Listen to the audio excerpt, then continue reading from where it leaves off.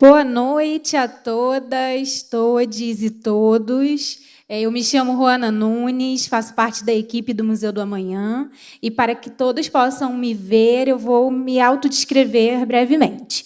Eu sou uma mulher negra, de cabelos cacheados, num tom castanho escuro, com o tamanho na altura dos ombros, estou com um penteado com tranças na frente, estou vestindo um macacão todo preto, uma sandália dourada com tiras coloridas na cor azul, verde, rosa e dourado, um bracelete dourado e brincos também dourados com uma pedra num tom coral.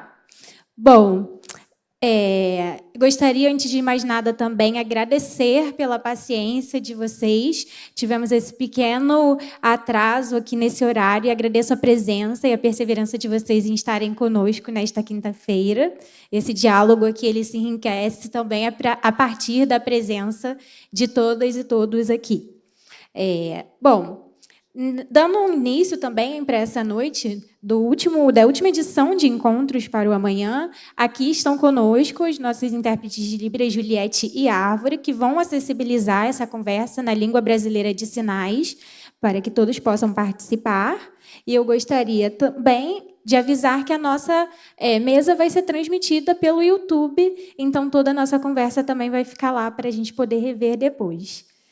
Esta é a última edição do ano, como eu bem disse. Eu gostaria de agradecer mais uma vez a presença de vocês e de todas as pessoas que passaram aqui, porque esse projeto ele acontece, como eu disse, a partir dessa presença e desse encontro.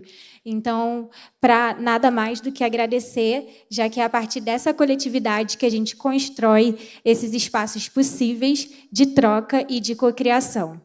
E antes de seguirmos aqui com a nossa mesa, eu gostaria de chamar aqui para uma breve fala de boas-vindas, Bel Baroni, coordenadora de programação aqui no Museu do Amanhã.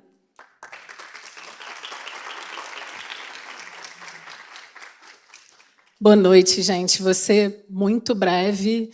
Antes de qualquer coisa, eu vou me autodescrever também.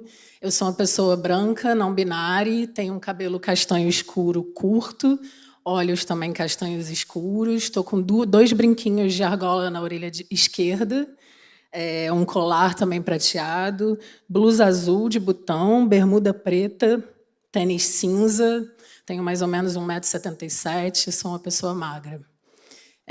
Bem-vindos mais uma vez ao Museu do Amanhã, reiterando aqui nosso pedido de desculpas e nosso agradecimento por terem perseverado e estar aqui com a gente. O Museu do Amanhã é um equipamento público da Prefeitura do Rio de Janeiro, gerido pelo IDG, que é um Instituto de Desenvolvimento e Gestão, e a gente está apresentando a última edição do Encontros para o Amanhã de 2023, porque a gente está preparando do ano que vem também. Foi um ano de 5 encontros com esse é o nosso 5º encontro, muito enriquecedores e inspiradores. O projeto Encontros para Amanhã ele nasce esse ano e o objetivo é justamente esse, é criar um espaço permanente, constante, um lugar de encontro para a gente refletir junto, para a gente trazer grandes nomes de referência para esses debates que são abordados aqui no museu. Então, a gente, na primeira edição, a gente trouxe o filósofo martinicano Malcolm Ferdinand. Ele esteve aqui em conversa com Marcelo Rocha e Amanda Costa, que são ativistas ambientais brasileiros. A gente levou eles lá na Providência Agroecológica também, que é um projeto maravilhoso aqui da região, na favela da Providência, da Alessandra Roque. A segunda edição a gente fez em abril com o professor e escritor Muniz Sodré. Ele estava aqui conversando com a Sandra Benites, curadora e pesquisadora, também membro do comitê do museu. Aí, em junho, a gente foi fazer... Deixa eu ver se não estou esquecendo. Em junho, a gente fez a edição especial do Encontros na Semana do Meio Ambiente do Museu, a CEMEIA, e a gente trouxe a escritora e a antropóloga Hanna Limulja, e ela conversou aqui com a Geni Nunes, psicóloga e escritora também.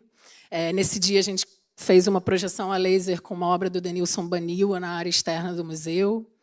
Em outubro, a gente trouxe a Françoise Verger, historiadora francesa, que estava aqui conversando com a primeira deputada trans eleita do Brasil, Érica Malunguinho. Foi uma conversa maravilhosa também. Tudo no YouTube, gente, está tudo disponível lá para verem e reverem esses encontros maravilhosos. E na edição do Muniz, a gente trouxe a poeta Jamília Narrata também. Então, a gente sempre procura, na medida do possível, fazer alguma outra atividade. Às vezes tem lançamento de livro, sessão de autógrafos ali no átrio.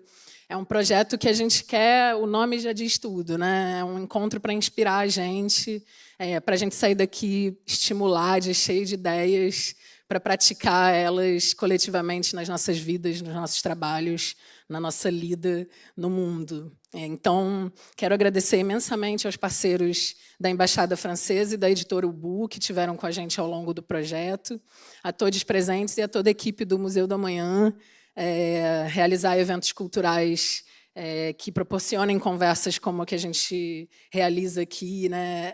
É muito gratificante. Realmente, a gente sai daqui, tanto público como equipe, muito inspirados e estimulados com os propósitos da cultura, da ciência, da diversidade, da coletividade como ferramentas, por que não tecnologias, né? Para a construção dos nossos futuros desejáveis, possíveis ou impossíveis. Então, muito obrigada a todos. Aproveitem, que seja maravilhoso para todos nós.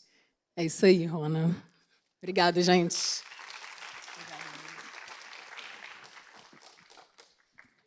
Bom, e como já trazendo agora, aterrando mais uma vez para esta edição, a gente convida a todos a fazerem uma provocação. Pode a imaginação ser uma tecnologia? Então, essa e outras reflexões estão presentes numa exposição que está em cartaz no museu até o dia 12, então, que se chama Sci-Fi, Ficção Científica Brasileira. Essa exposição nasce a partir de uma oficina de escrita especulativa que aconteceu em 2021, realizada por mentores de temáticas relativas a perspectivas futuristas e de cosmovisões originárias, afrofuturistas, entre outras, que resulta em 19, na publicação de contos com 19 autores brasileiros de diversas regiões do Brasil. E desses contos, dessa confluência, nasce a exposição Sci-Fi, que está em cartaz até o dia 12, então não esqueçam, quem não visitou, por favor, venha, visite, toda terça-feira é gratuita. Então, não deixe de conhecer esse trabalho, que foi o resultado dessas trocas e a diversidade de mídias usadas para contar também essas histórias, que é o que hoje trazemos aqui para o Encontros para Amanhã, que vai falar sobre ficções à brasileira. E, neste Novembro Negro, convidamos aqui 3 mulheres negras que fazem da sua fala, escrita, corpo e vivência ferramentas para contar histórias e inspirar-nos a entender os nossos próprios caminhos, hoje, para também imaginar sobre o amanhã e, sobretudo, esse direito de esperançar coletivamente. Então, gostaria de chamar aqui, primeiramente, Elisa Lucinda.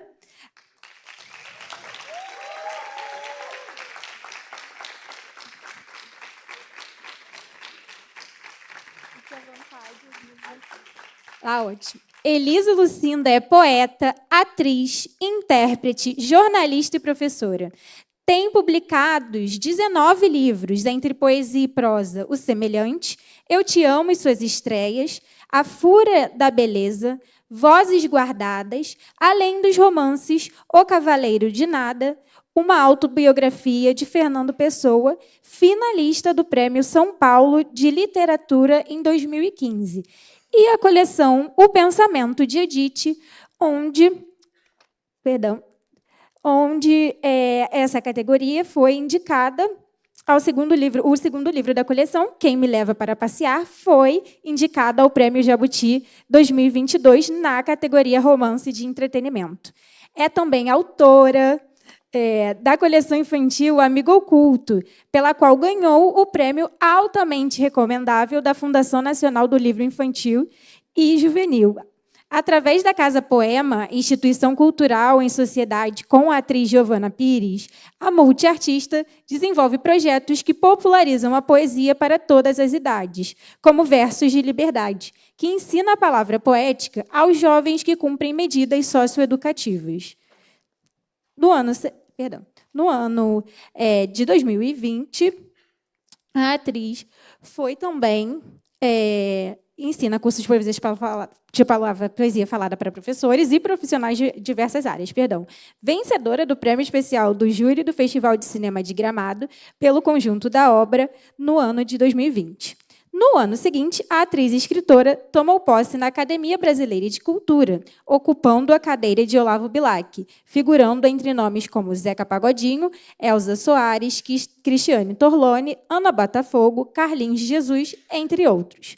O espetáculo, que deu origem ao livro Parem de Falar Mal da Rotina, que em 2022 recebe uma edição revisada, está fazendo 20 anos de estrada com milhões de espectadores e leitores, fervorosos fãs e seguidores das inspiradas ideias dessa artista. Em janeiro de 2023, estreou a novela das 7, Vai na Fé, onde viveu a personagem Marlene na Rede Globo.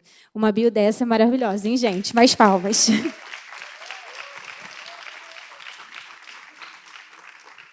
Convido agora Sil Bahia.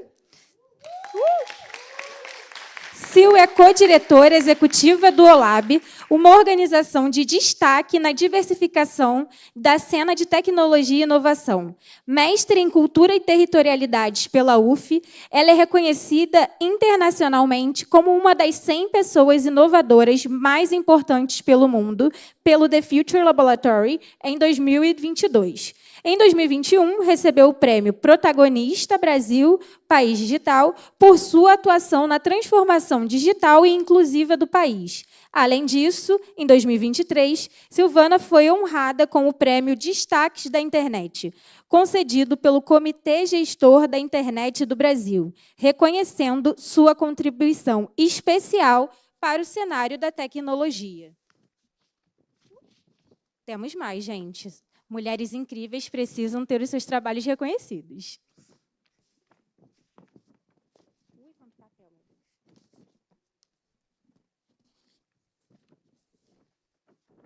Vamos lá. Da internet do país. Silvana também é colunista da Fast Company Brasil, onde compartilha seus insights sobre tecnologia e inovação. Ela desempenha papéis importantes em conselhos de organizações como o Museu do Amanhã e Internet Lab, demonstrando seu compromisso com o avanço da tecnologia e da sociedade. Seu trabalho inclui colaborações internacionais e a co-direção do documentário Quadro Negro, abordando a experiência de estudantes negros em universidades brasileiras. É organizadora do primeiro volume da coleção Pensando Amanhãs, intitulado Pode um Robô Ser Racista? E publicado pelo Museu do Amanhã em maio deste ano. Reconhecida por seu impacto social e tecnológico, Silvana Bahia é uma líder influente na área. E, para mediar este encontro, convido Stephanie Borges. Poeta e tradutora, seu livro de estreia, Talvez Precisemos de um Nome para Isso, venceu o 4º Prêmio CEP Nacional de Literatura. É uma das autoras da antologia As 29 Poetas Hoje, organizada por Heloísa Buarque de Holanda. Publicou ensaios na revista Serrote e colabora com veículos da imprensa como crítica literária. É colunista do site da livraria Megafauna e integrou o coletivo curador da Bienal do Livro do Rio de Janeiro em 2023. Bom, aproveito, gente, para avisar que nós temos um sistema de perguntas através do QR Code na tela. Fiquem à vontade para deixar as suas perguntas e comentários lá, que, ao fim, nossa mediadora vai transmitir aqui para as nossas convidadas. Mais uma vez, obrigada. Nos vemos no final. Muito obrigada. Muito obrigada à equipe do museu. Boa noite a todos, todas e todes. Eu vou começar me autodescrevendo. Eu sou uma mulher negra de pele clara, tenho um black power cacheado curto, com luzes um pouco alouradas na ponta. Estou usando um vestido longo azul com bolinhas, quadradinhos, sei lá, brancos. uma sandália branca, uma camisa branca por cima, um colar de ferro, sei lá, metal, prata, com um pingente de cristal e brincos de resina bege. E antes de começar a nossa conversa e passar para as nossas convidadas, eu queria dizer que, de certo modo, a gente está sempre perturbando o futuro com as nossas ações no presente. E eu gosto de pensar que, de certa forma, algum tempo atrás, essa mesa seria da ordem da ficção científica. 3 mulheres negras, 2 poetas e uma inovadora social, pesquisadora, falando sobre futuro, falando sobre disputar a imaginação dos futuros possíveis do Brasil. Há algum tempo atrás, não teria gente a fim de ouvir essa conversa ou ia achar que nós seríamos ousadas demais de estar aqui. Porém, Carolina Maria de Jesus dizia que, quando dizem que eu tenho coragem, eu digo que não, que eu tenho audácia. Então, eu quero começar a nossa conversa aqui, não só rompendo com essa ideia de um tempo linear, mas pensando que a gente aqui é só mais uma volta numa espiral de futuros que são perturbados por encontros que nem esse que nos trouxeram até aqui, e começar pedindo para as nossas convidadas falarem, né, na sua autodescrição e já emendarem uma fala cada uma, dizendo se vocês acham que a imaginação é uma tecnologia ou não. Vou pedir para a Elisa começar.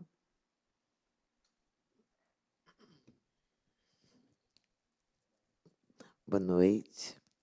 Eu sou uma mulher negra de pele marrom, assim, meio caramelo.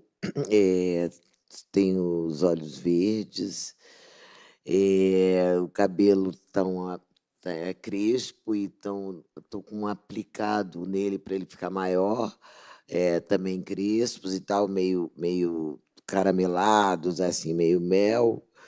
E estou com um vestido verde, um colar de cristal verde, uns brochezinhos nele na frente, uma pulseira amarela, uma bota dourada, calcinha vermelha e um sutiã meio bege, marronzinho. E que vai para imaginar, vamos imaginar direito.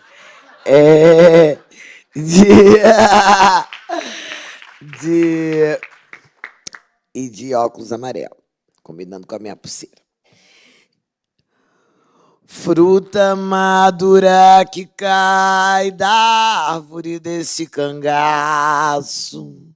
Eu também, quando morrer, quero deixar o que eu faço. Vou deixar minhas modinhas todas feitas no compasso, pra depois de minha morte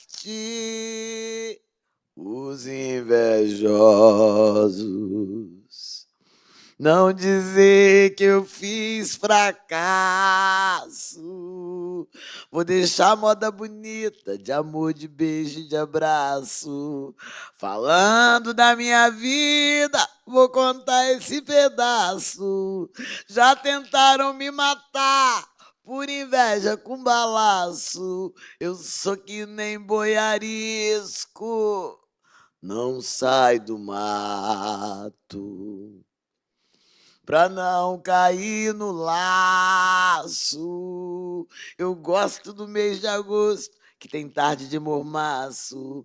Eu passo a mão na viola e nas modas do repasso. O meu pinho é de primeira, não falha os dedos nos traços. Eu canto em qualquer altura.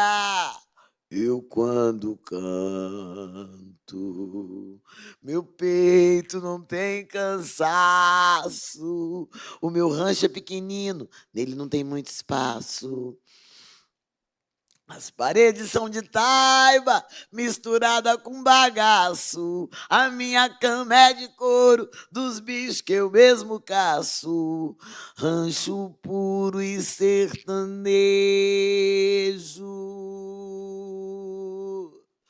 Mas ele é meu. E não tem ferro, nem tem aço.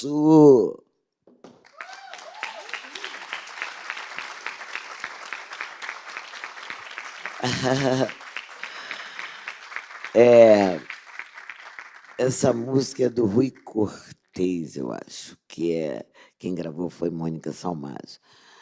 Aquela moda de viola bonita, né? Mas o que eu acho muito me veio essa canção primeiro porque assim, eu acho que para falar, para chegar, para abordar qualquer assunto, para refletir qualquer coisa, eu gosto muito antes de cantar, sabe? Eu acho que esse é um papel da arte. Tira um pouco a razão de um lugar fechado nela, né? E espalha a razão pelo corpo, pela emoção, avança nos campos dela. Então, uma pessoa, depois que ela ouve uma canção, ela desendurece um pouco, eu acho, para poder entrar numa reflexão. Eu um dia disse isso no hotel, estava um hotel todo cinza, e um hotel bom, sabe, em São Paulo. Eu falei assim, onde é a piscina? Não, não tem piscina, que aqui é só para negócios, aqui é o business. Ué, eu mergulharia e faria um ótimo negócio depois. Isso é um pensamento pequeno, de campo pequeno, restrito, né? Então, eu acho que por muito tempo eu fiquei reclamando, ficava assim, meu Deus, essa branquitude sempre impondo o seu modo chatíssimo, desculpa eu falar, muito chato, de ocupação no mundo. Chato, tudo formal demais, tudo muito centrado na forma, na aparência, muito cansativo o formato. E faz de qualquer encontro desse, inclusive, uma chatice. E eu pensei assim, o mundo vai muito mal das pernas, por um lado, porque principalmente pela falta que que fazem os nossos ensinamentos. Os ensinamentos dos povos originários nunca entraram na gestão do mundo, na mesa de gestão do mundo, e fazem muita falta. Muita falta. E então, em vez de ficar só reclamando, eu resolvi entrar com tudo, sabe? Em todos os sentidos. Antigamente, por exemplo, eu entrava no mar, sempre vinha um negócio, um ponto na minha cabeça assim de Iemanjá, e eu sempre entro cantando, brincando com ela, e eu sempre fiz isso com um certo disfarce para ficar privado e tal. Mas eu fazia isso só para ser meu. Aí um dia eu percebi que a mãe puxou o filho assim, sabe? De medo. Eu estava assim no meio do mar, assim, ó. Aí eu falei, tem medo? Agora eu já. Entendeu? Então, eu caio dentro. Quantas vezes a gente teve que esconder nossas guias? Já era. Um abraço, meu amor. Esse tempo já passou. Então, o preto canta para plantar, o indígena também, planta para chover, planta para colher, planta para irrigar, canta para irrigar, canta para morrer, para nascer, para casar, para trabalhar, canta. E então, vamos cantar, vamos botar nossa parada na parada. Entendeu? Então, pode ser o evento mais careta do rolê, aí é que eu canto mesmo. E vamos ouvir as palavras, ninguém pode fazer nada, estou com o microfone na mão. Mas, então, assim, para responder a sua pergunta, essa ideia de presente, passado e futuro é uma divisão ocidental que para nós, do pensamento da cultura do candomblé, por exemplo, é muito interessante como é que a gente não tem. Quem me ensinou isso, agora eu vou tirar um pouco de onda. Quem me ensinou isso foi Conceição Evaristo, tá? Numa conversa nossa. Ostentação, né? Eu tenho minhas limusines. E então ela falou sobre isso, sobre a diferença da formação dos mitos. Estou falando demais? O tempo, posso. A formação dos mitos, como é diferente, uma diferença mesmo em epistemologia. Outro jeito de pensar é, por exemplo, a cultura do candomblé. Nós ninguém, tem gente que nem chama de religião, porque religião é religare, mas religar é aquilo que foi desligado. Nós não fomos expulsos do paraíso. Os orixás nunca partiram, por isso não vão voltar. Eles nunca saíram daqui.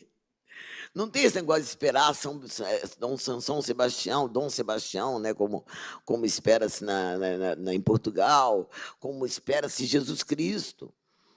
Vai voltar, sabe? Então, a gente não tem outra formação. E a gente tem uma relação também diferente com o amanhã, sabe? Que é feito, na verdade, genuinamente feito, de um passado muito bem estruturado, atualizado no seu presente. Vocês têm um puta passado atualizado no seu presente, renovado pelo seu presente, sabe? E você tem um futuraço. O que não pode é o desrespeito, porque um passado renovado pelo seu presente não é nada mais, nada menos que a devoção aos mais velhos e a reverência aos mais novos. E isso, uma sociedade com essa fusão, essa cisão, é uma sociedade suicida. Uma sociedade que manda a mãe tomar no cu, sabe? Sacanear no sentido ofensivo. Uma sociedade que desrespeita o mais velho, desrespeita mesmo, e ofende a ingenuidade da criança de todas as maneiras, tanto violentando, abusando dela sexualmente, como acontece, tanto quanto violentando ela simbolicamente, tirando dela sua utopia, sua ingenuidade linda, que faz gostar mais da folha do que aquele presente que o pai comprou, que custou R$ 500, e ele quer ficar brincando com a folha na lama. E acham que o menino é bobo, mas o menino é sábio. E essa sabedoria é estuprada por um pensamento, né? Que não reverencia o novo, que não escuta o novo. Né? Eu vivi uma experiência no terreiro muito interessante. A minha mãe de santo falou assim: você tem que conhecer o pai Davi. Você fala umas coisas que o pai Davi vai adorar você. E aí eu fiquei doido para conhecer o pai Davi. Um dia eu estou lá e ela falou assim: vem cá, vou te apresentar o pai. É a Elisa, amiga da vovó. Vem, pai Davi. Pai Davi tem 5 anos. E eu tinha criado um pai Davi. Aí o dia que eu conheci o pai Davi, eu vou falar para o pai: não pensei que o pai Davi era uma criança. O pai Davi beijou minha mão, deu a mãozinha dele para eu beijar. E ficou, e eu com um galinho para dar de presente para minha mãe de santo. Ele falou: é mirra? O filhinhozinho de Oxóssi. Então é muito pai Davi. E isso é muito doido. Como é que uma criança vai ter esse lugar de ancestralidade? Isso é um respeito ao novo. Aquele menino, não é todos, não são todos os netos, é aquele que vai herdar o terreiro, inclusive.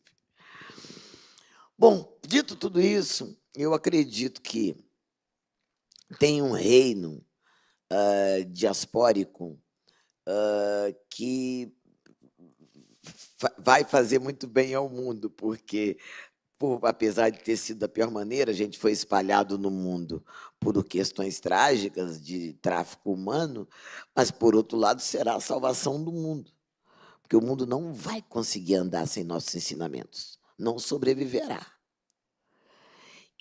Os homens, né? O mundo fica aí, não sobreviverão. Então, eu acredito assim que a diáspora nos colocou estrategicamente espalhado no mundo, que vão precisar dos nossos serviços.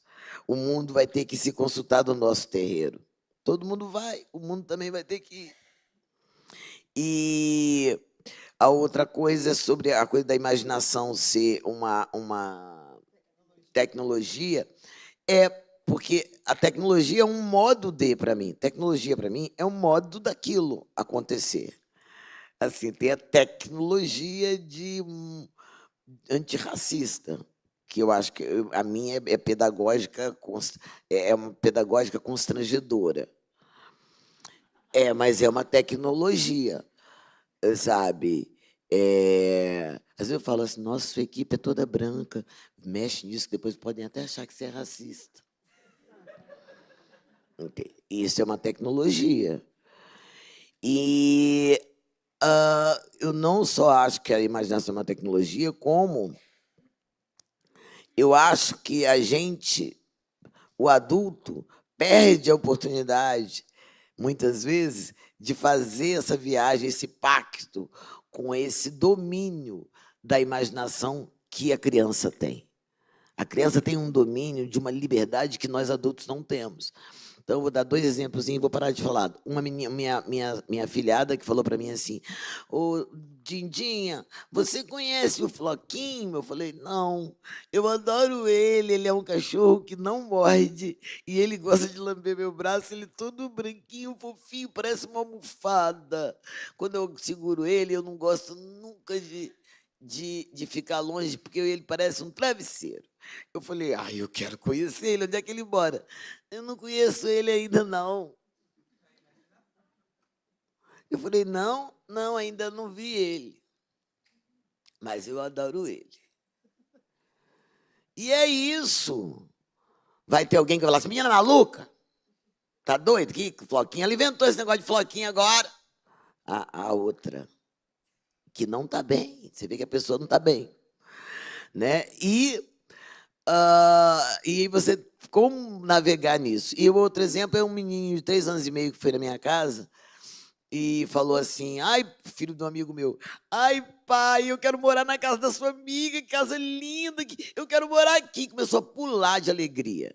Quantas cores! Aí o pai dele falou, eu quero morar aqui. O pai dele, não, você mora com papai e mamãe. Aqui é a casa da amiga do papai. Ela mora com o filho dela, o marido dela. Você não pode morar aqui, né, Elisa? Eu falei, pode. E ele, tipo assim, que problemão, né? E aí ele falou assim, pode? Eu falei, claro que pode, você pode morar aqui por uma tarde inteira. Ele falou, já começou? Eu falei, acabou de começar, entende? Ficou feliz da vida, passou uma tarde inteira. Entende? E isso é um lugar que a gente pode alcançar. É um lugar. Hoje eu acho que eu passei a vida inteira brigando, loucamente, obstinadamente, pela sobrevivência saudável da minha criança. Porque eu acredito na imaginação como tecnologia que ninguém toca na minha criança.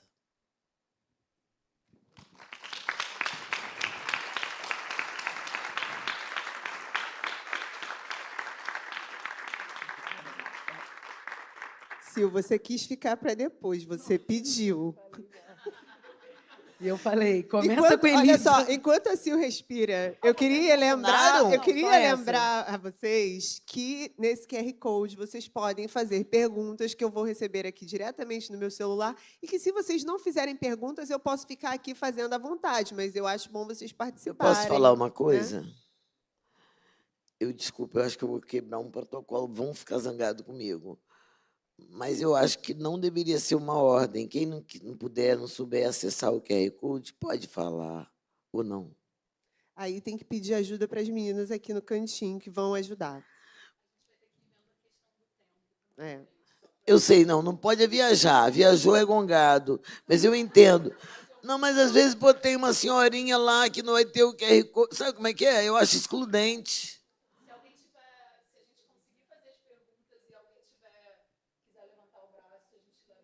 Isso. É que eu não quero fazer nada excludente. Tenho medo de Deus me castigar depois. Vamos lá, Sil, sua vez. Espera aí, você está no celular, tá chato isso aqui? por que você está no celular? Ele Ela ficou ia de- abrir o QR Code, Elisa. Não, mentira, que ela está com esse negócio. Tá postando Ela já teu ouviu, stories, tá marcando ela você já no story. ouviu. Eu acho que foi 2 mensagens que ele mandou, eu estou acompanhando.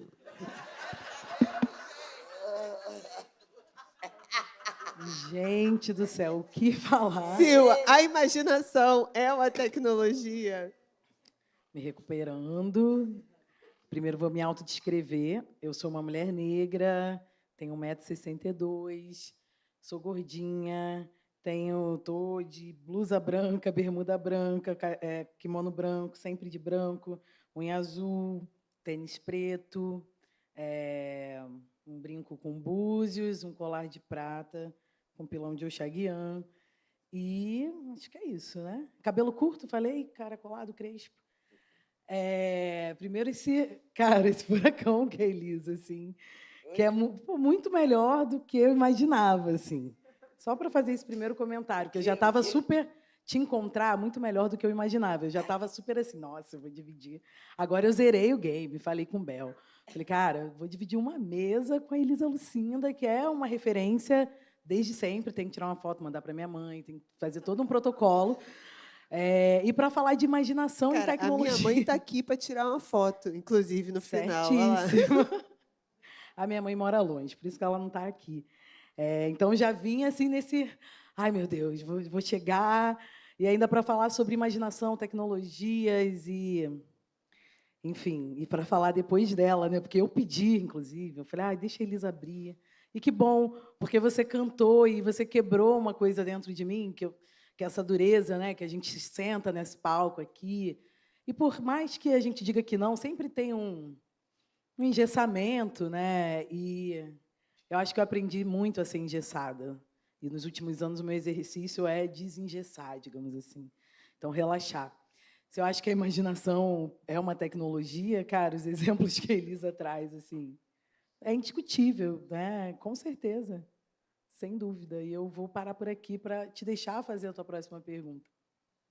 Bom, mas aí eu já vou emendar com você de qualquer maneira. Você não vai se livrar de mim, não. Porque eu acho uma coisa importante que você tem o seu trabalho no OLAB, enfim, mas a gente aqui está pensando numa coisa mais ampla, talvez, porque você está falando desse endurecimento e aí as pessoas talvez fiquem pensando que a gente vai ficar aqui falando de tecnologia, pensando em inteligência artificial, programação, e isso são questões relevantes. Eu recomendo que vocês sigam Silvana no Instagram, acompanhem o OLAB, acompanhem o Preta Lab, que tem projetos maravilhosos de inclusão de, especialmente, mulheres negras no campo das ciências da comunicação, que é um trabalho importantíssimo. Mas, assim, eu acho que o nosso papo aqui vai por um outro caminho, que é justamente essa mistura da imaginação com a questão da tecnologia, da ocupação dos espaços, de questionar uma ordem que já está dada, né? Que é essa ordem que a Elisa mencionou aqui no início, da branquitude, que está tudo muito estruturado, tudo muito nas caixinhas. Então, eu queria que você falasse um pouco dessa confluência do teu trabalho, que é estar lidando com um campo, né, de ciência e tecnologia mesmo do trabalho, mas ter uma imaginação social que é o que a gente transtorna quando a gente começa a incluir outras pessoas, outras perspectivas, né? Que outras visões de mundo a gente está trazendo com essas presenças que você traz junto com você. Tu estudou mesmo. Muito legal essa pergunta. Eu fiquei te ouvindo e lembrando do Saloma Salomão, que eu troquei uma ideia com ele esse ano, e ele falou assim que tudo que existe antes foi imaginado. Então, a gente precisa imaginar para que as coisas existam, né? Eu, quando, enfim, fui trabalhar com esse mundo de tecnologia, inclusive tem um grande parceiro aqui, o Will, que eu não via há anos, primórdios do OLAB, assim, um cara demais, assim, do biohacking, enfim. E eu, quando... Biohacking é uma ideia de hackear a biologia, assim. Rasamente explicando, é isso, mas é bem mais profundo. E eu, quando cheguei nesse mundo, eu venho trabalhando em organizações sociais, né, de base, trabalhei anos na Maré, trabalhei muito tempo no Observatório, na Rede da Maré, que acho que também foi o lugar que eu fui me entendendo enquanto, sei lá, quem eu sou nesse mundo, o que eu posso fazer. Eu sempre fui eu sou, né, super poliana, assim, eu quero mudar o mundo, quero fazer coisas, transformar. E também, enfim, tem essa coisa de sonho, que depois eu só fui entender muito depois o quanto que sonhar também é uma forma de existir, né, de ter esperança. Eu falo muito sobre isso, que, para mim, otimismo não é estado de espírito, é ferramenta, né, de esperança e de continuar. E assim foi, assim, um pouco esse universo que eu fui misturando de trabalho, porque eu cheguei para trabalhar no OLAB, não era a minha pauta, eu vinha de um lugar, trabalhava direitos humanos, favela, e não que não tivesse imaginação, que não tivesse criação, mas que a gente não chamava aquilo de tecnologia, e não era essa tecnologia que há 10, 12 anos atrás a gente estava começando a conhecer melhor, que é a internet, que são essas máquinas de fabricação digital e tudo isso. Eu acho que até esse conceito, né, tecnologia, isso é uma disputa, isso também está em disputa, e a gente faz muito essa disputa. E fui trabalhar nesse lugar, no OLAB, onde eu sou diretora hoje, muito assim, cara, com essa bagagem, né, das organizações sociais de base, e pensando o que isso tem a ver com tecnologia, né? Que diálogo eu posso fazer com esses dois universos que parecem muito distintos. Só que hoje, falar isso em 2023 é muito diferente do que falar em 2013, porque em 2013 ainda era uma coisa assim, nossa, mas, Sil, acho que você está viajando um pouco. Hoje a gente entende total, assim, né, a gente tem, acho que mais consciência do quanto que a tecnologia afeta a gente, essas tecnologias digitais, sobretudo, né? Que aqui eu estou fazendo um recorte bem específico. Mas as outras também afetam, né? Como eu falo sempre, banho de ervas também é uma forma de tecnologia, que também tem, né, um porquê e nos mobiliza ali. Mas fazendo essa conversa com as tecnologias digitais e trazer as pessoas para o centro, né, não só do consumo, mas do impacto disso, foi uma mistura que eu comecei a fazer ali há uns 10 anos atrás, e aprendi muito com essa galera ali, porque eu achava que eu não era também muito desse mundo, entendeu? Porque tecnologia, para mim, naquele momento, era algo assim, sei lá, laboratório, o nerd, assim, que não... E aí eu fui entendendo outras coisas, sabe? Como, por exemplo, isso, o próprio banho de ervas, né? Você não vai misturar uma erva com outra sem ter um conhecimento. Você precisa ter um conhecimento, porque você pode fazer uma coisa, um veneno, digamos assim, né? Então, eu acho que o meu trabalho, né, tentando resumir, ele gosta de criar pontes entre pessoas, entre assuntos, entre conhecimentos, né? E acho que a tecnologia, hoje eu sou muito reconhecida nesse lugar por esse trabalho que eu venho desenvolvendo, mas ele é só um método, como a Elisa falou, né? A tecnologia, na verdade, ela é uma metodologia. Eu estava falando isso um pouco antes de chegar, assim, que não é necessariamente o microfone, a rede social, né? É a metodologia da coisa. Então, é nesse sentido que, para mim, tecnologia é linguagem. Então, eu posso misturar muitas coisas e fazer muitas conversas a partir disso. Não sei se eu te respondi. Respondeu super.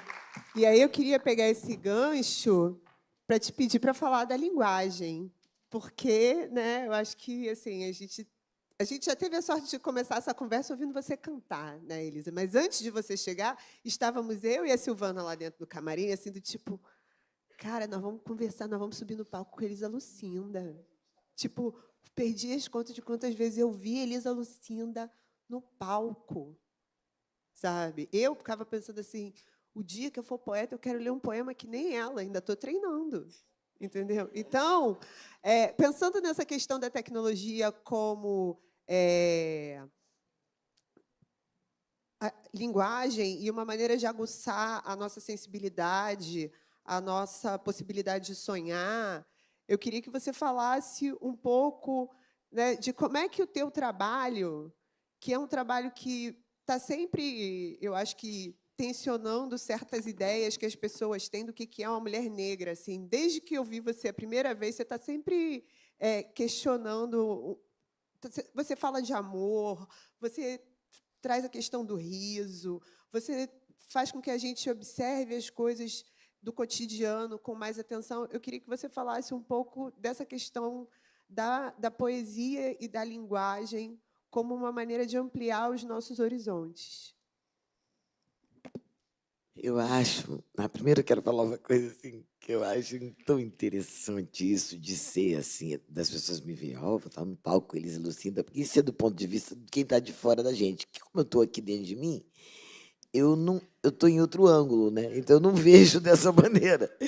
É outra coisa, entendeu? E mais ou menos, quando eu vejo o pessoal falando, me dá um gostinho, sabe? Porque eu não presto no bom sentido, sabe? Assim, no sentido de que os conservadores sempre torceram o nariz. Quando eu era novinha, nem sabia que aquilo chamava revolução, sabe?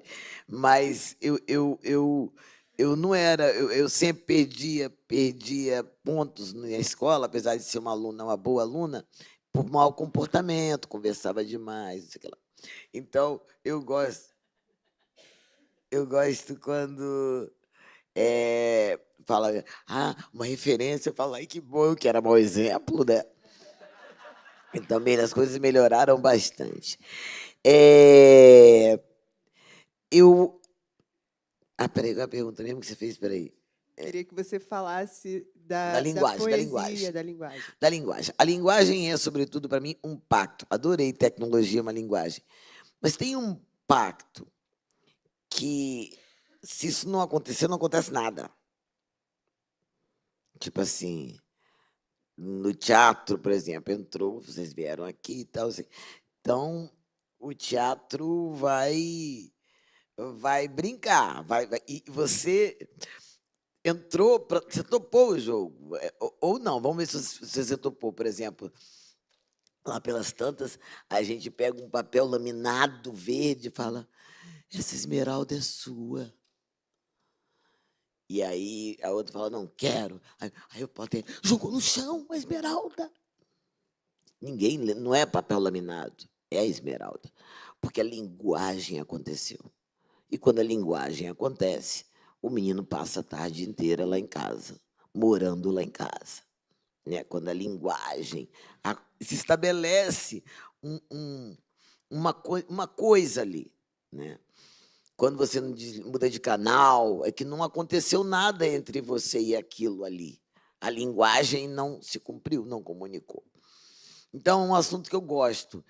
Eu, por exemplo, acho que eu faço uma coisa...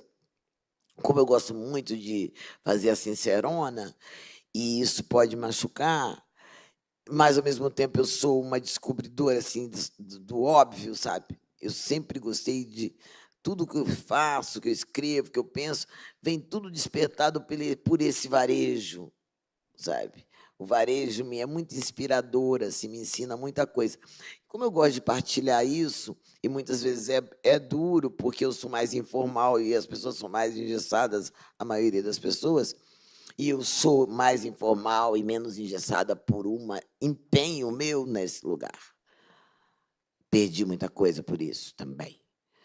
Mas é uma atitude, né? Então, eu arranjei um jeito de botar uns ingredientes. Primeiro, de uma maneira intuitiva. Depois, eu acho que agora eu já faço conhecendo a minha tecnologia, que uso um certo... no popular, seria um KY, uma vaselina, que é o bom humor, sabe? O humor. O humor relaxa. E aí, quando a plateia ri, entende? Que aí eu boto tudo. Porque ela... querida. E papapá. Aí... E ela nem sente. Mas bate. Depois, sabe? Aquilo faz efeito, ação prolongada. E depois... E aí vai, daqui a pouquinho está chorando. Ela está chorando, a plateia. E aí, teve um dia que a plateia estava chorando e eu já passei por uma piada. Eu tinha acabado de fazer uma poesia chorando, a plateia chorou. Aí eu passei por uma piada, porque eu precisava mudar de cena. Aí a menina falou assim, peraí, né? Deixa eu me recuperar. Eu adorei. Ela tinha razão, eu fui muito rápida. Mas é isso, então é um jeito de eu quero proteger a minha entrega. Eu quero que a minha entrega chegue, o que eu tenho para te dar, para te oferecer, que é a minha palavra, meu pensamento, sei lá, minhas ideias, eu quero que chegue direito até você. Você pode até não gostar, mas eu quero que chegue inteiro, que você possa desfrutar. Então, eu protejo esse trânsito, digamos, fazendo alguns pactos. Estou indo bem, Sil? Não, fazendo algumas, sabe? Algumas pontuações para chegar. É quase, muitas vezes, até matemático. Mas eu estou falando isso, parece uma racionalidade, né? Mas eu fui criado assim. Meu pai era um cara que o tempo inteiro era um quilombola, do sentido do seu ativismo. O tempo inteiro ele agia dentro da ação, sabe assim, ele interferia com uma cena, sei lá, por exemplo, ele foi ser do Rotary Club e tal, lá no Espírito Santo, e nossa família, a única família preta ali, e ele ia ser o presidente do Rotary Club da nossa cidadezinha lá. E aí a gente parecia um quilombinho, nossa família, numa mesinha, todo mundo branco, aquele clube branco. E aí meu pai todo bonito, no linho. Nossa, meu pai estava muito lindo. E aí ele andando para lá e para cá, infeliz, empolgado, um negro, né? Presidente do Rotary Club, que era uma raridade. Era o dia da posse. E aí duas senhoras que tinham ido para a cerimônia falaram: garçom, garçom, para ele. Aí traz para mim, traz para a gente a entrada, que a gente está morrendo de fome, não vai dar para esperar a cerimônia para depois do jantar. Você dá um jeito de descolar uma. Aí ele fala, claro. E aí ele foi lá, desenrolou na cozinha, levou a entrada. Ele dizia assim para a gente: quando a gente sabe o final, a gente pode mexer no meio. E ele sabia o final. O final é que ele ia ser empossado. E as pessoas estavam ali para isso. Ele era, digamos, o rei da história. E ela confundiu ele com o plebeu, pensando que o plebeu é menor do que o rei. E aí ele vai e fala, na hora que ele é chamado no palco, e ele olhou para a cara delas, aí eu queria dedicar essa minha gestão a duas senhoras que hoje fizeram com que eu fizesse a metáfora do que eu vou fazer na minha gestão, que é servir a minha comunidade, servir meu... Tirou onda. E fazia terror, porque ele não entregava a pessoa. Elegante.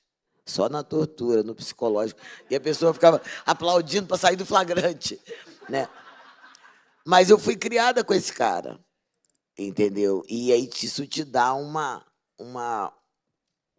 assim, talvez uma coragem para exercer essa linguagem, né? A linguagem interferir, fazer pensar, sabe? Nas coisas mais simples, a ação mais simples. Todo mundo tem muitos serviços, pessoas que estão servindo nos lugares, nos aeroportos, nas lanchonetes, tem seu nomezinho aqui. A gente quase não usa isso, sabe? Isso pode fazer a diferença, assim, você atravessa um modo, né? As relações não são profissionais só, as relações não profissionais também são pessoais, né? Então, tipo assim, você está no aeroporto, lembro no aeroporto, o cara pegou, jogou minha mala, quando os caras pegavam a mala da gente ainda, jogou minha mala assim. Aí eu vi o nome dele, um trabalhador lá da Infraero, eu falei assim, Júlio, você está chateado? Ele falou assim, não. Eu falei, tá, ninguém vai jogar a mala dos outros assim como você fez com a minha. Não, você tá chateado, o que aconteceu? Não, não aconteceu alguma coisa, fala comigo. Minha mãe não aceita minha noiva. Virou meu amigo, esqueci meu laptop, o Júlio achou. Então, é isso, atravessei a rua. Linguagem é atravessar a rua, é coisa de Exu.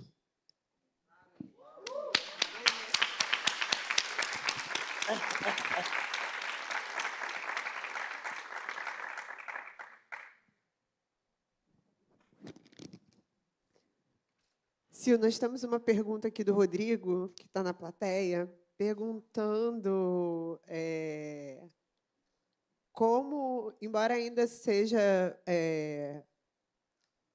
percentualmente menor, o que você acha que a presença das pessoas negras no setor de tecnologia já permitem uma abertura maior para que a gente possa pensar e explorar as tecnologias de outras maneiras? Obrigada, Rodrigo, pela pergunta.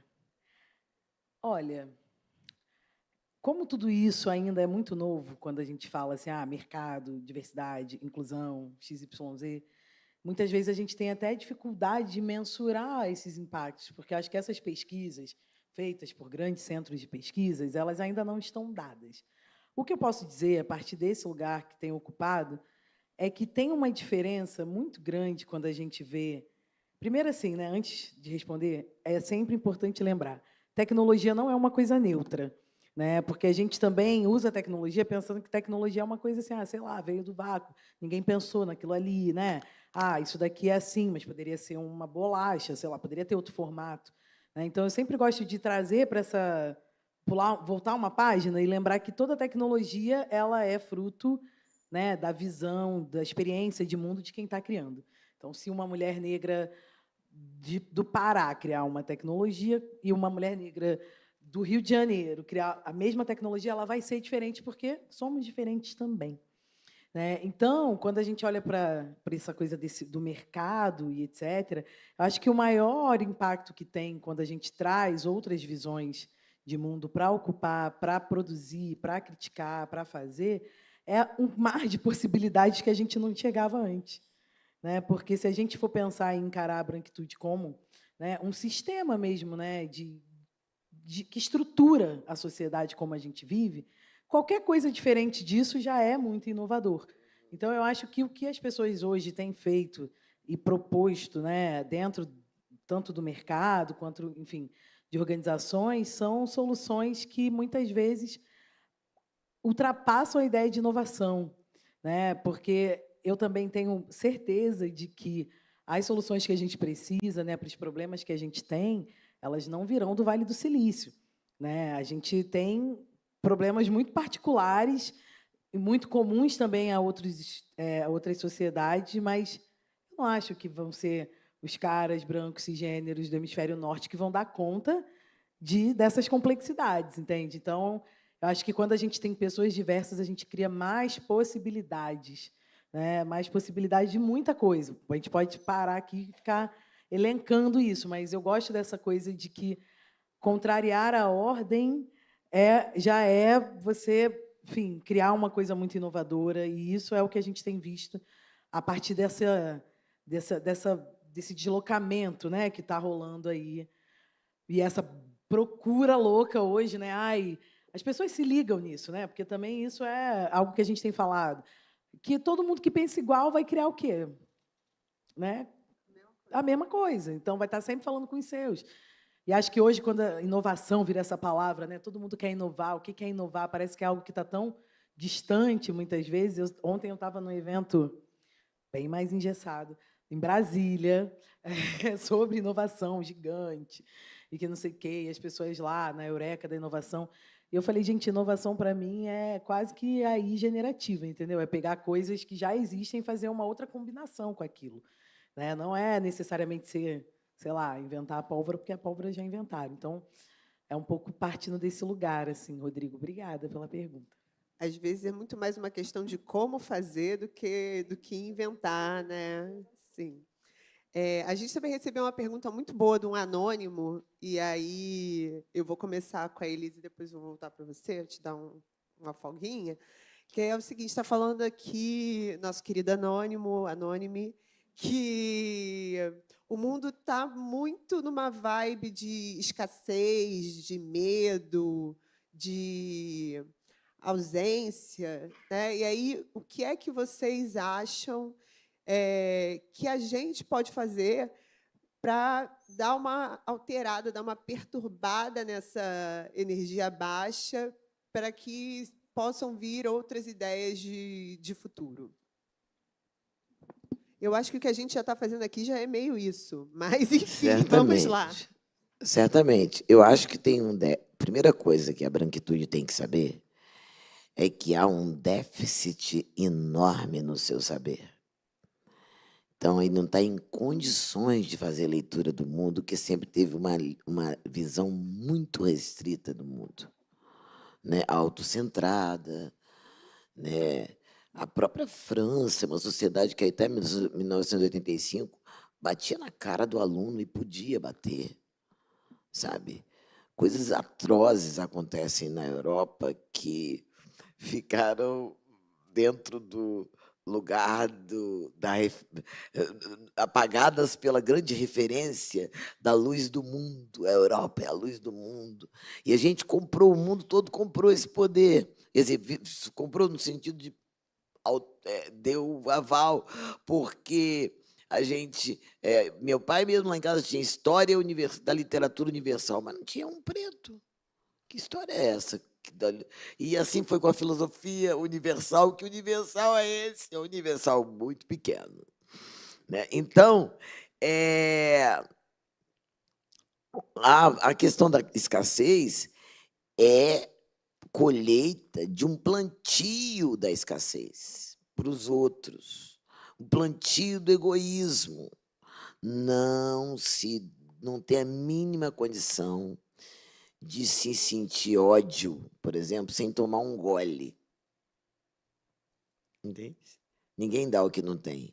Então, quando você envenena o outro, você toma um gole. E quando você faz o outro sofrer porque você tem muito na sua mesa, você toma um gole daquela miséria que você está produzindo no outro. Meu pai falava uma coisa muito interessante, assim, uma vez um cara falaram assim, um homem chegou todo torto, pediu um dinheiro a ele deu. Aí o cara falou assim, doutor, ele não é aleijado, não, ele finge. Daqui a pouco dobra a esquina, está andando direitinho, fica pedindo dinheiro aos outros. Aí meu pai falou, ele finge que é aleijado para pedir dinheiro às pessoas. Ainda bem que eu dei dinheiro para ele, porque é miséria do mesmo jeito. É miséria. É um espírito miserável. Então, essa ideia de você derrubar o outro, que é o contrário do Ubuntu, o Ubuntu é o contrário, né? A felicidade não coletiva, aqui, cada uma querendo derrubar a outra, não é nosso caso, que a gente é preta, né? Mas, sabe, não é meu colega, é meu, sabe, é muito doido. A própria orientadora das teses nas academias é tudo de um sadismo. As pessoas sofrem, se separam, uma loucura, porque estão fazendo tese, uma doideira, e o outro fica... Aí a supervisora fala assim, a orientadora, não, isso aqui eu não pode, o sistema dessa estrutura, e a pessoa pira, e vai perdendo a utopia, centrada na forma. Resultou nesse mundo. O que eu quero dizer com isso? A tecnologia do afeto é nossa. A tecnologia do alimento é nossa. Então, não só de plantio, mas de abastecer gente. Nós entendemos disso. Ninguém sabe até hoje como é que se come tão bem na casa do pobre. E na casa do branco, não. Isso é uma coisa que nenhuma economia consegue explicar. Não acaba a feijoada na casa do pobre. Você chega às 6 da tarde, ainda tem, e a mulher fala, você está magra, você nem comer, está seca, como é que está amarela? Vem cá. E leva você para comer. E na casa do branco, muitas vezes, você está na hora do almoço, lá ele não te convida para comer. É muito maluco isso. Não estou falando vocês no branco, estou falando dos brancos que não vieram. Então, assim, é muito sério isso. Nós temos isso. Tem que comer, tem que oferecer. É tão bom, eu fico tão feliz de ver o outro comendo minha comida. Eu não acho que eu gastei dinheiro para o outro comer. Foi isso que deu nessa doença da escassez, esse medo e essa loucura. E aí o ser humano foi acabando essa ideia da branquitude, de você ser dono do planeta e não de pertencer ao planeta. Eu pertenço à Terra, eu não sou dono da Terra, ninguém é dono de nada. Morre a Terra, come, morre a Terra, come, como é que eu sou dono da Terra? Então, essa ideia deu nisso, sabe? Eu sou o dono da terra, aí mata, desmata, e inviabiliza mares, rios, faz essa cagada toda e quer paz. É estranho, parece que não sabe matemática, não falou que era o fodão inteligente. Cadê? Você não está vendo logo que com esses ingredientes não vai dar em paz? Que com tamanha desigualdade não vai dar em paz o resultado disso. Só pode dar em guerra. Então, eu acredito que a gente... O que é mesmo? Que a gente... Não, que a gente... É que eu viajei aqui. Não, mas é isso. Eu acho que a gente tem a tecnologia do afeto do alimento, do abastecimento do outro. E em todos os sentidos, abastecer o mundo. A fartura, às vezes, é uma escolha, né? É uma estratégia, né? A fartura? De afeto, de comida. Sim, sim. A pessoa ir na sua festa sair com a marmitinha de bolo no final. E aí vem, olha como é que é a sequência. Aí você sai com a sua marmitinha de bolo, sua amiga. Em geral, o branco me devolve vazio. Eu falo, você não sabe, não. Eu não vou receber, não. Eu só recebo cheio.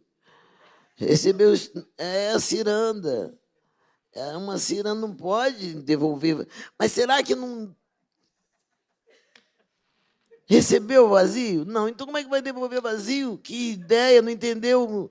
Fosse um jogo, você ia falar, aí, ó, é isso mesmo, aí tem que entregar. Já entendi, tem que entregar cheio. Claro. Entendeu? Mas é isso, é uma pobreza. É uma pobreza. Na verdade, os brancos ricos são muito pobres e o resultado do mundo é essa tragédia. Sil, algum comentário sobre como evitar a escassez? Você vai ficar com essa marmita para você? Eu estou aqui aprendendo com essa mestrona. Porque quando falou escassez, até fiquei pensando a partir de que lugar, né? Da onde que a gente está falando? Escassez de quê? Né? O que é isso? Mas eu vou te falar que, assim, quando eu estava me preparando para essa conversa, eu fiquei pensando que a gente precisa falar, acho que mais abertamente, sobre uma questão que é o seguinte: a gente vive num mundo hoje, essa pergunta da escassez me parece interessante, em que os imaginários eles estão muito reduzidos.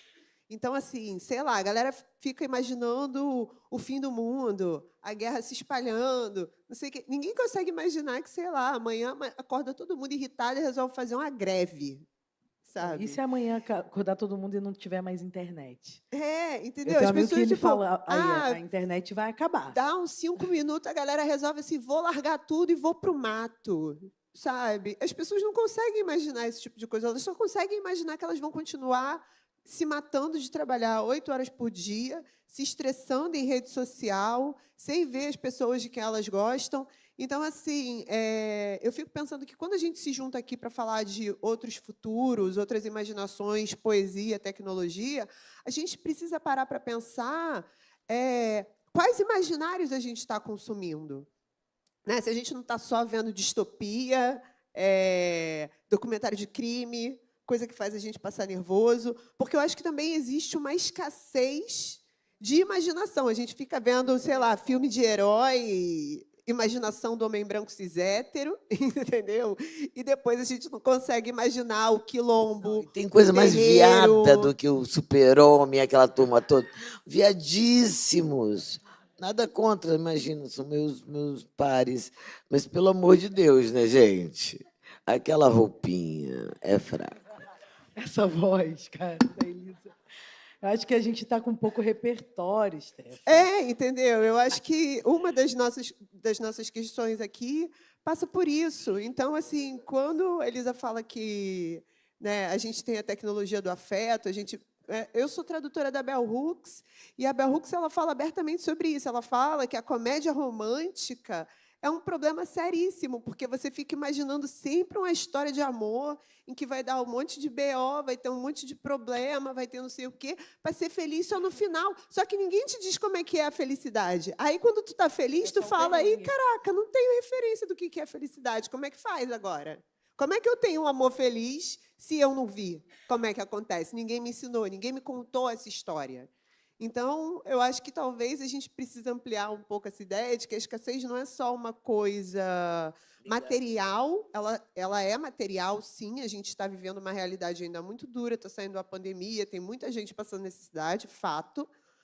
Porém, né, eu acho que a gente também precisa admitir que a gente tem que ampliar o nosso repertório e imaginar outras possibilidades de existir e de se relacionar, porque, se a gente continuar nessa lógica da branquitude, da competição, da comparação, de quem tem mais like, quem tem mais seguidor, não sei o quê, e não parar para pensar em, sei lá, fazer outras coisas pela alegria, pelo gosto, pela troca, pelo encontro, a gente vai continuar sempre achando que Jesus vai voltar, o apocalipse vai acontecer e a coisa vai ficar por isso mesmo. Eu acho que imaginação é um poder muito grande. Como a Elisa falou das crianças, né, citando os exemplos das crianças. Ops! O que foi? Machucou, querido?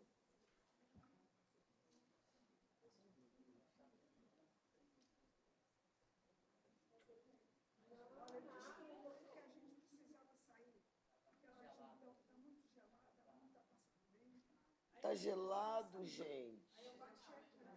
Mas por que tá gelado? Estamos amando.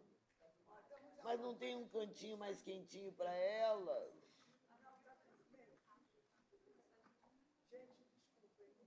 Você está bem?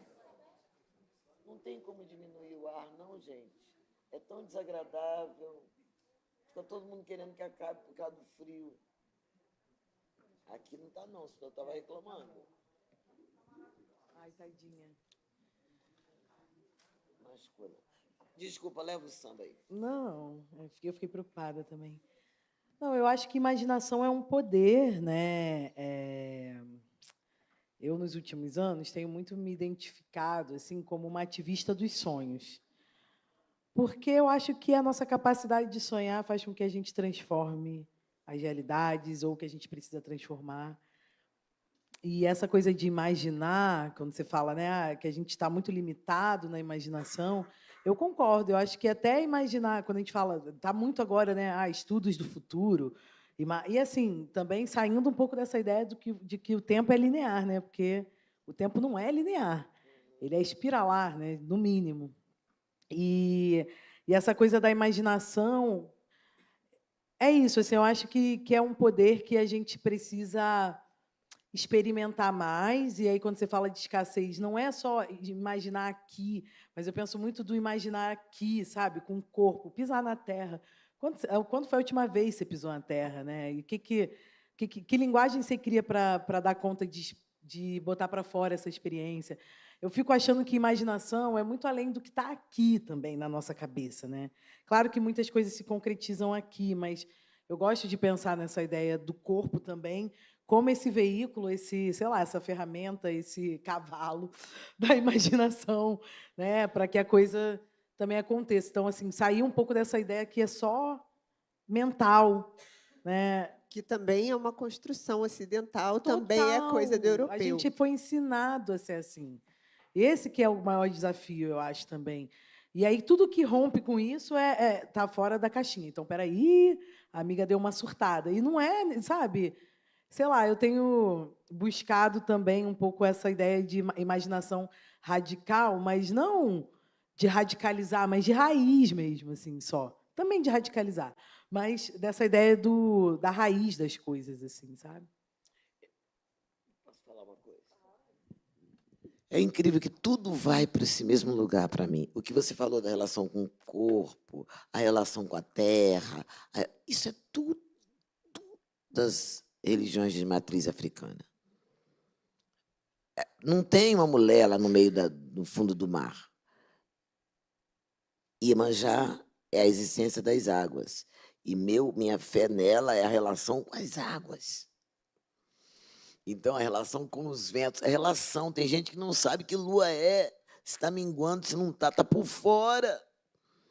Então, tudo que, como é que falta, coisa que o indígena tira de letra, e o negro também, e os brancos não. E essa, para mim, é uma escassez.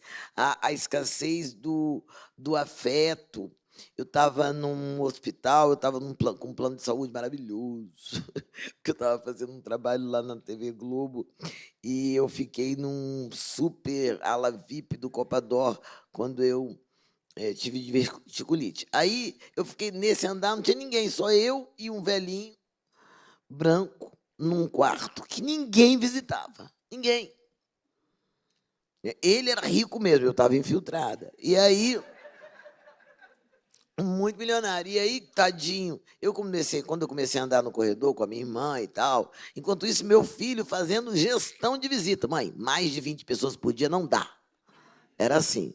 Eu já querendo dar aula no hospital de poesia falada.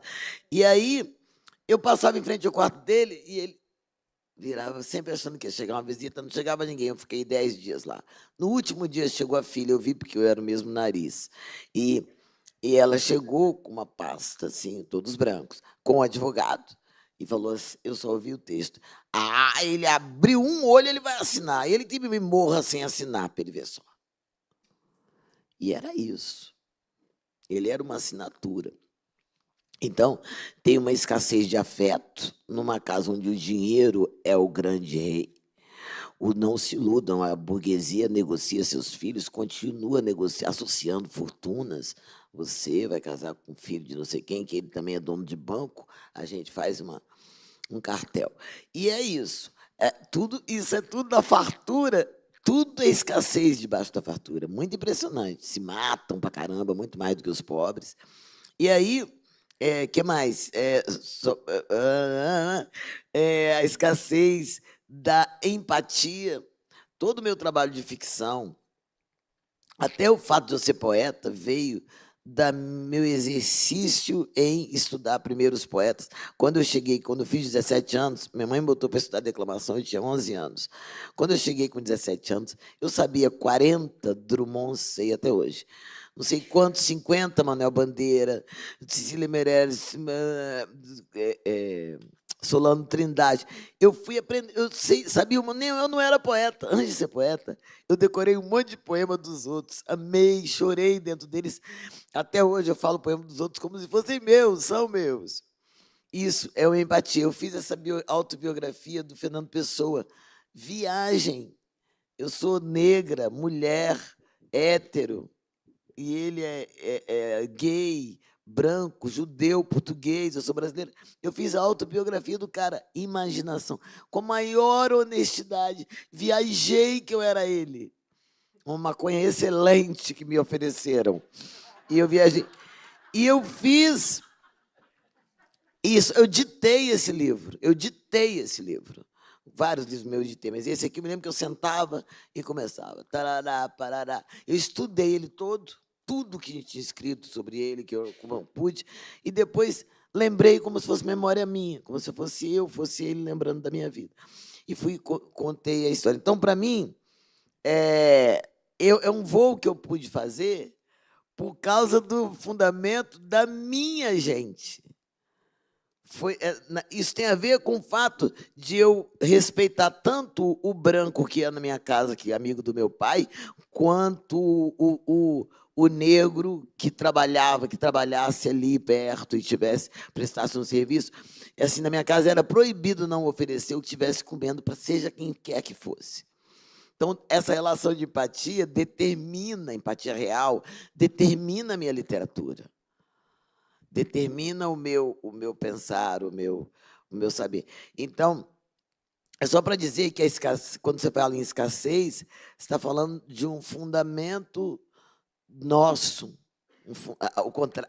o contrário do fundamento nosso, que é a fartura. E também os mitos, uma outra coisa que eu ia te falar, é que os mitos da branquitude que nos fizeram tão mal, a coisa da culpa, os mitos, né, sempre em cima da coisa judaico-cristã, então e foram muito não discutidos, né? Não podia nem discutir. Nem discutir o rito, porque a Santíssima Trindade não tem uma mulher. Pai, Filho e Espírito Santo, cadê a mulher? Não estou entendendo como é que conseguiram fazer. Entende? A história da Maria também, a história mal contada. Nem hoje cola aquela história, desculpe. Um A anjo única apareceu mulher que tem é uma virgem, né? Não, Fica uma difícil, muito virgem, difícil. teve parto natural, virgem, é confuso. Sabe, teve um cara, olha, José, você não estava aqui, veio um cara, um anjo, tal, vou ter um filho, não é seu, mas é outro método, vai ser através de uma pomba. Enfim, eu acho tudo muito, e não podia nem questionar isso, que ia para o inferno, sabe? Fraquíssima a história, muito fraca. E além tem uma outra coisa. E para que tem que ser virgem? Eu estou rezando, meu filho está doente. Virgem Maria, o que tem a ver? O que tem a ver a virgindade da Maria com a febre do meu filho? Essa característica, você está entendendo? Nessa hora eu vou pensar na virgindade. Eu quero, entende? É estranhíssimo. O Candomblé e a Umbanda dão essa libertação. Iansã, essa não é uma questão. Nunca se ouviu num terreiro uma fofoca assim. Sabia que aquele pai de santo é viado? Isso nunca foi notícia no terreiro. Não vai arrumar nada quem contar uma fofoca dessa. Aquilo não, oi. Então, dá aula de tolerância há muitos anos, nem sabe o que é isso, nem pensa desse jeito. Tudo isso falta a toda a sociedade. Se reparar bem, falta a toda a sociedade. Ninguém chega no terreiro e sai de mão vazia. Ninguém. Ninguém chega no terreiro desorientado e é negado a ele acolhimento, porque é do fundamento do terreiro. Sabe? Por último, eu não paro de falar, né? Mas é que eu lembrei de um negócio que uma amiga minha o filho dela faz aniversário no Dia das Crianças. E ela fez uma festa na praça. E uma pessoa da família que levou comida para as crianças, também para o aniversário, começou a esconder. Aí falava assim, tem muito menino de rua aqui, vou esconder. E o garotinho, o aniversariante, falou, eu também estou na rua, eu também estou de... Não entendia. Aí ela, não, é menino mau, menino feio. E aquilo foi me dando nervoso, mas a pessoa era parente, eu não podia puxar aquele BO para mim, eu estou sempre envolvida com coisa. Aí eu falei, oh, meu Deus, me ajuda, me dá um negócio para eu fumar e esquecer. Aí, e eu fiquei numa loucura. Aí, aí ela pegou e chegou perto de mim e falou assim, toma. Dia de São Cosme e Damião. Toma aqui, ó, esse mix aqui, castanha, mas como escondido. Eu falei, de quem? Dos meninos de rua. Eu falei, não, Deus me livre. No dia do zerê, eu não tenho coragem de fazer isso, não. Tenho medo da minha vida virar toda para trás. Terror simbólico. Mas é bom de fazer, porque assim, você vê como é que é e está ensinando para as crianças. É só isso. Eu tenho medo de ser monotemática, mas eu acho que toda a solução do mundo está na gente. Tem fundamento. Faz sentido? Faz. Aí você fala com a naturalidade, que é tradutora de Bell Hooks. Eu também sou tradutora da Audre Eu achei, Lorde. você não achou, não? Estou sentada do lado da Elisa Lucinda. Se eu estou aqui é porque eu mereci. Não, maravilhosa, cara. Eu fiquei sem graça aqui. Eu falei, gente, ela falou como vou pegar um talharim, sabe?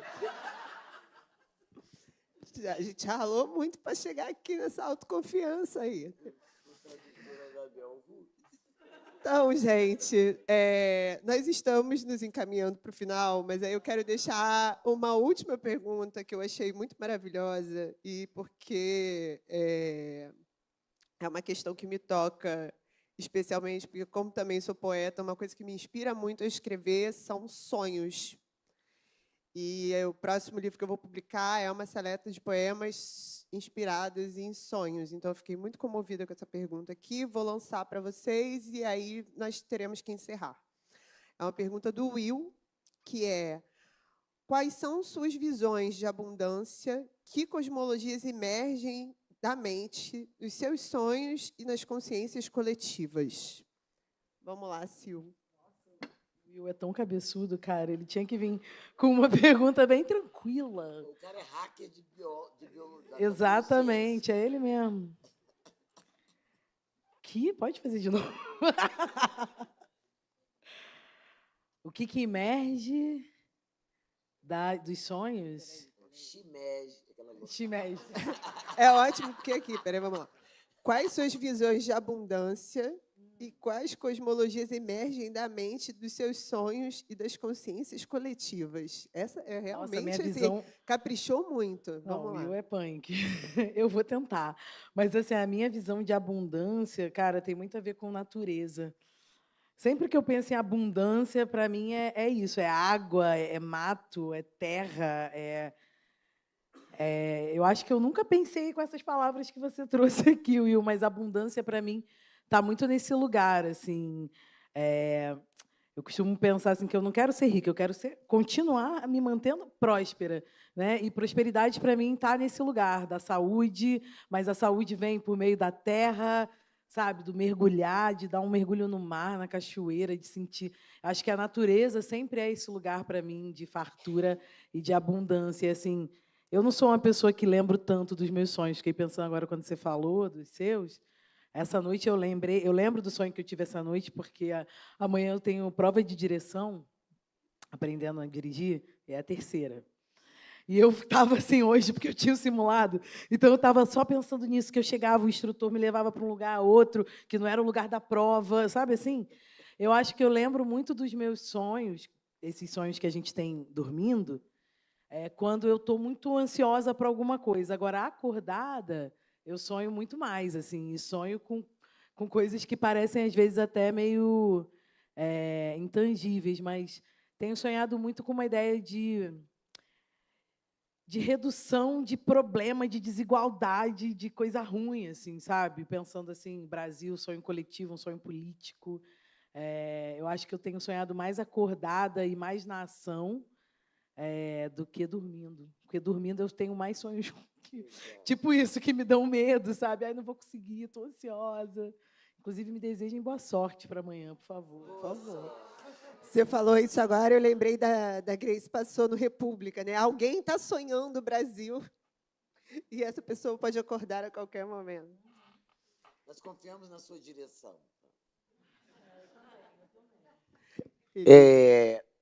Eu acho muito interessante você ter falado isso do sonho acordado, porque assim tem uma frase do Antonin Artaud, que é um cara de teatro, pensador, também enlouqueceu e tal.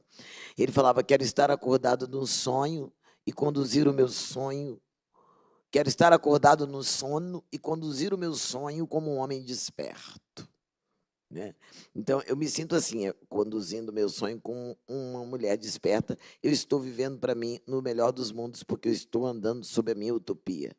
Quando aparece uma menina como a Clara Monet, quando acontece uma novela como Vai na Fé, eu estou andando sobre minha utopia, terreno de colheita que eu trabalhei muito nele para que ele existisse. Deu tempo de ver.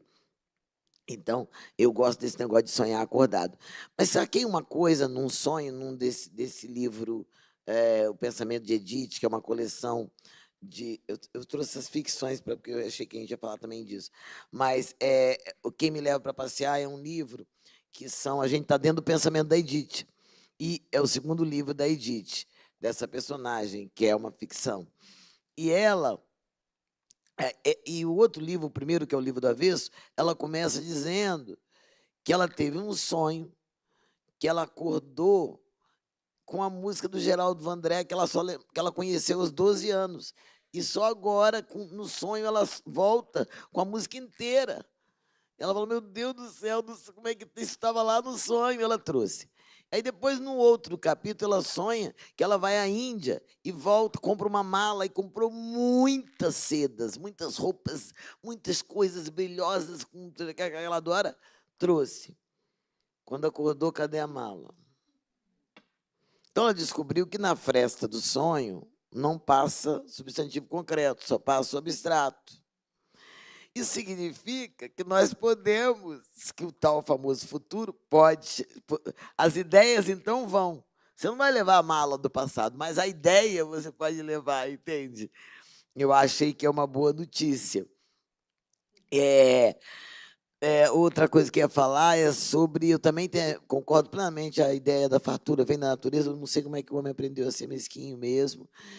E a outra coisa que eu ia falar do poema que eu fiz hoje. Tá, peraí. Ainda vou falar do livro, esse livro para criança chamado O Órfão Famoso, que é um livro de adivinhação, é uma coleção chamada Amigo Oculto. E é tudo imaginação, porque é muito doido imaginação. É ficção, porque o Órfão Famoso é o erro.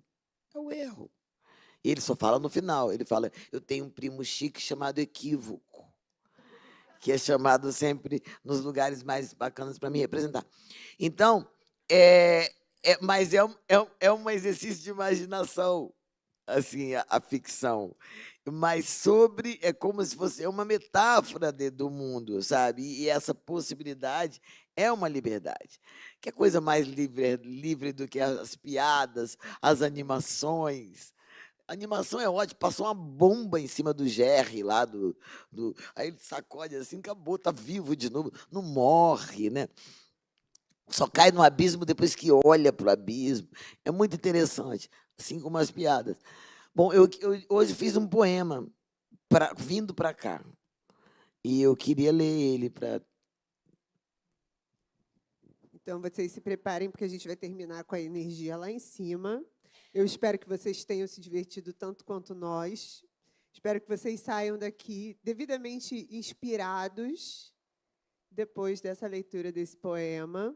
Quero agradecer muito aos nossos intérpretes de Libras, a toda a equipe do museu que nos recebeu com muito carinho, cuidou muito bem de nós, estão aqui ainda nos acompanhando. E todos vocês que vieram aqui nos ouvir. Porque, enfim, depois que a Elisa lê aqui, vai ser palmas e encerramos. É novo demais. Desculpe, eu errei aqui a palavra. Pronto. Agora fiquei pensando. Bom, mas tudo bem, vamos lá. É que ele é muito novinho, sabe? Poema novo assim, a gente depois quer consertar ele. Eu fiz agora no trânsito, chama A Estrela Afrofuturista. Se os mantos dos mares, ao cobrirem minha cabeça, uma nova ideia, um poema, uma invenção, resolverem me apontar, é que quem guia meu povo são as águas de Iemanjá. Se às vezes vê o vento forte, que posso até não te agradar, vai me desculpar. É que o godê da minha saia tem a roda de Oiá, Iansã, orixá. Você já deve ter ouvido falar, eu sei que você já ouviu falar. Se pelo encantamento e com doçura eu até faço calar grandes zuns, é por conta dos misteriosos olhos de Oxum. Se quando me procuras e a minha mente encontra ervas para sua cura, sabendo que com pressa óleo extrato são banhos de lavar estruturas, pega a visão para ouvir, é que o sangue andou por aqui. Se me vem um clamor de justiça, e eu acho que a África, o mundo todo deve se redimir, é a lógica de Xangô com sua balança reinar sem me iludir. Se as coisas se encruzilham para o norte ou para o sul, é a vida se desenvolvendo nos movimentos de Exu. E se, por fim, eu andar na noite da mata, sem errar a mira, nem vacilar, se eu escrevo o que digo na certeza de que ninguém vai me parar, é porque guardo minha maconha no reino de Oxóssi, sob as vistas de Oxalá.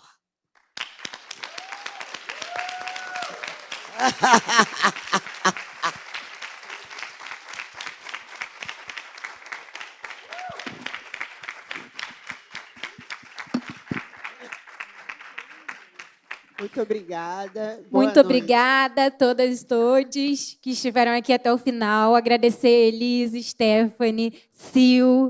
Foi um prazer, foi uma mesa enriquecedora, foi uma mesa de sonho. Que a gente também nunca pare, cesse de sonhar.